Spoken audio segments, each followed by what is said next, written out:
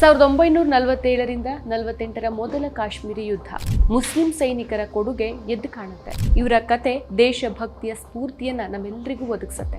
ದೇಶದ್ರೋಹಿ ಅಂತ ಕರೆಯೋರಿಗೆ ಮುಸ್ಲಿಂ ವೀರ ಯೋಧರ ಬಗ್ಗೆ ಗೊತ್ತಿದೆಯಾ?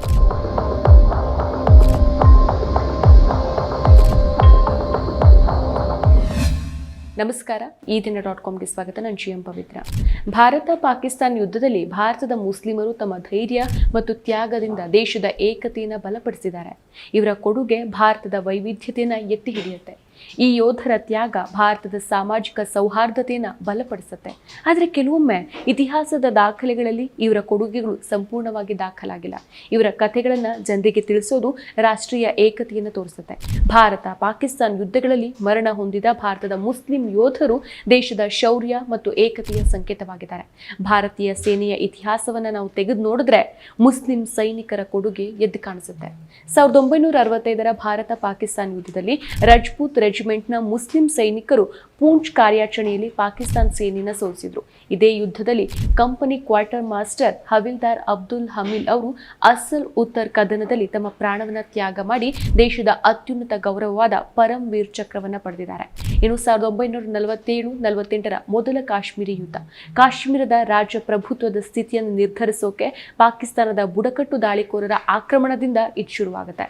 1965ರ ಎರಡನೇ ಕಾಶ್ಮೀರಿ ಯುದ್ಧ ಪಾಕಿಸ್ತಾನದ ರಹಸ್ಯ ಕಾರ್ಯಾಚರಣೆ ಜಿಬ್ರಾಲ್ಟರ್ ಕಾಶ್ಮೀರದಲ್ಲಿ ದಂಗೆಯನ್ನು ಉಂಟು ಮಾಡೋಕೆ ವಿಫಲ ಆಗತ್ತೆ.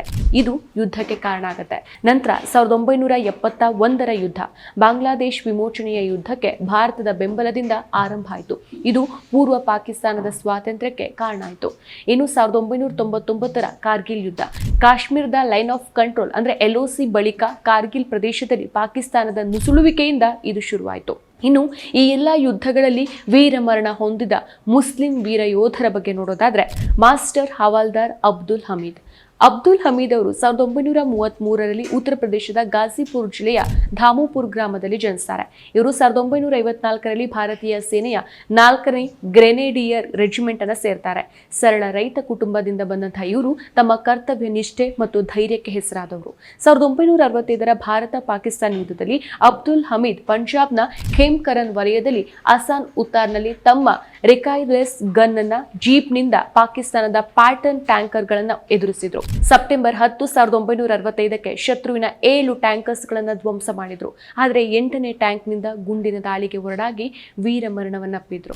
ಅಬ್ದುಲ್ ಹಮೀದ್ ಅವರಿಗೆ ಮರಣೋತ್ತರವಾಗಿ ಭಾರತದ ಅತ್ಯುನ್ನತ ಶೌರ್ಯ ಪ್ರಶಸ್ತಿ ಪರಂ ವೀರ್ ಚಕ್ರವನ್ನು ನೀಡಲಾಗಿದೆ. ಇವರ ತ್ಯಾಗ ಭಾರತೀಯ ಸೇನೆಯ ಶೌರ್ಯದ ಸಂಕೇತವಾಗಿದೆ.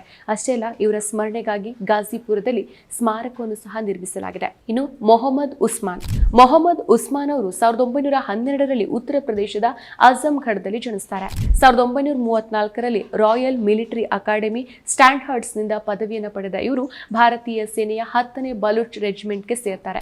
ಎರಡನೇ ವಿಶ್ವ ಯುದ್ಧದಲ್ಲಿ ಬರ್ಮಾ ಮುಂಚೂಣಿಯಲ್ಲಿ ಸೇವೆ ಸಲ್ಲಿಸಿದ ಇವರು ಧೈರ್ಯಕ್ಕಾಗಿ ಬೀರ್ ಬಲೂಚ್ ಅಂತಾನು ಕರೆಸಿಕೊಳ್ತಾರೆ.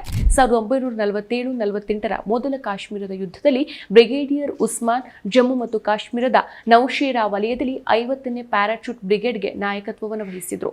1948ರ ಫೆಬ್ರವರಿಯಲ್ಲಿ ನಡೆದ ಯುದ್ಧದಲ್ಲಿ ಇವರು ಪಾಕಿಸ್ತಾನಿ ದಾಳಿಕೋರರನ್ನ ಸೋಲಿಸಿದ್ರು.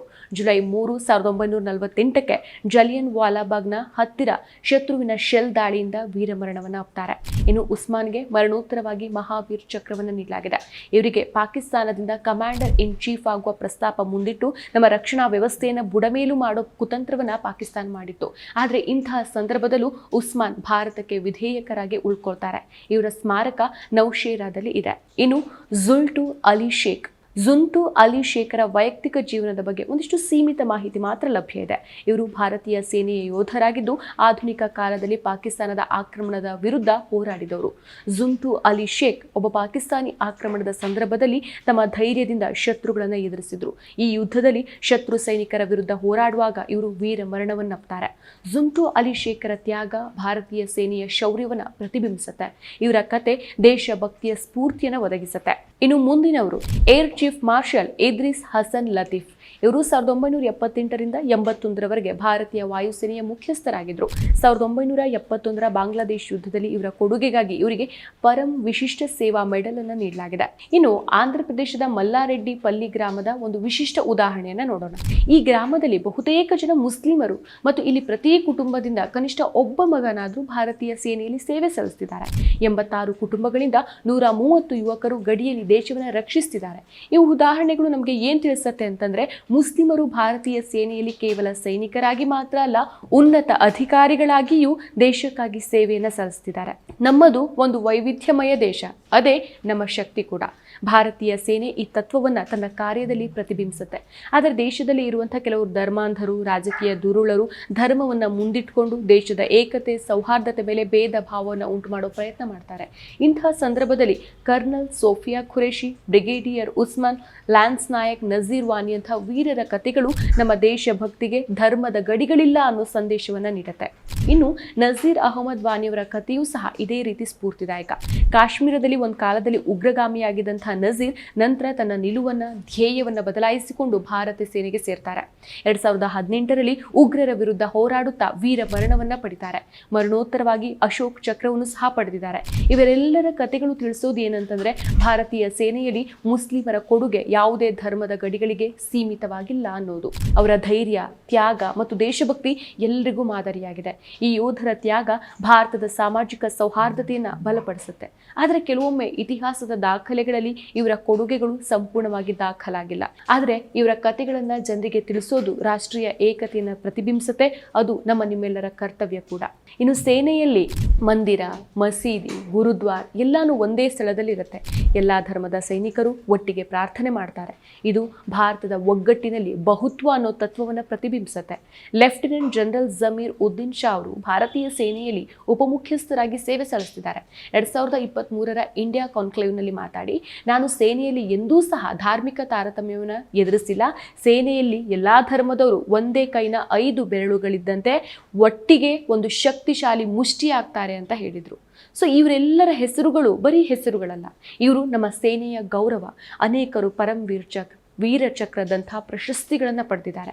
ಆದರೆ ಮಾಧ್ಯಮಗಳಲ್ಲಿ ಮುಸ್ಲಿಮರನ್ನ ದೇಶದ್ರೋಹಿ ಅಂತ ಕರೆಯೋರಿಗೆ ಈ ವೀರ ಮುಸ್ಲಿಂ ಯೋಧರ ಬಗ್ಗೆ, ಅವರ ವೀರ ಮರಣದ ಬಗ್ಗೆ ಗೊತ್ತಿದೆಯಾ? ನಿಜವಾಗ್ಲೂ ಇತಿಹಾಸ ಗೊತ್ತಿದ್ದ ಯಾವೊಬ್ಬ ಭಾರತೀಯನೂ ಸಹ ಭಾರತೀಯ ಮುಸ್ಲಿಮರನ್ನ ಹೀಯಾಳಿಸೋಕೆ ಸಾಧ್ಯನೇ ಇಲ್ಲ. ಮತ್ತಷ್ಟು ವಿಶೇಷ ವಿಡಿಯೋಗಳನ್ನು ನೋಡಲು ಮತ್ತು ಹೊಸ ವಿಡಿಯೋಗಳ ಬಗ್ಗೆ ತಿಳಿಯಲು ಈ ದಿನ .com ಯೂಟ್ಯೂಬ್ ಚಾನೆಲ್ ಸಬ್ಸ್ಕ್ರೈಬ್ ಮಾಡಿ ಮತ್ತು ಬೆಲ್ ಐಕಾನ್ ಕ್ಲಿಕ್ ಮಾಡಿ.